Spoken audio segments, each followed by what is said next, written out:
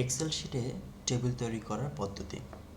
Excel শিটে যতটুকু জায়গা আমরা টেবিল তৈরি করব ততটুকু জায়গা আমরা সিলেক্ট করে নেব। সিলেক্ট করার পরে ইনসার্টে যাব, ইনসার্টে গিয়ে টেবিলে ক্লিক করব। ক্লিক করার পরে একটা বক্স দেখা যাবে, যেখানে আপনি সিলেক্ট যতটুকু করেছেন ততটুকু জায়গায় এখানে লেখা আছে। এরপর এখানে ছোট একটা বক্স দেখা যায়। এখানে যদি আপনি মার্ক করেন তবে যেটা হবে, আপনি যতটুকু টেবিলের জন্য সিলেক্ট করেছেন ততটুকু জায়গার উপরে যে রোটা আছে এই রোটা হেডলাইন হিসেবে ব্যবহৃত হবে।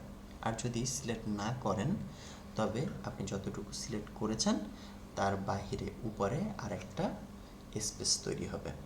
ওই স্পেসটা মানে একটা রো বাড়বে, ওই বাড়তি রোটাতেই হবে হেডলাইন। আমরা প্রথমে ক্লিক করলাম, ক্লিক করে ওকেতে বাটনে ক্লিক করলাম।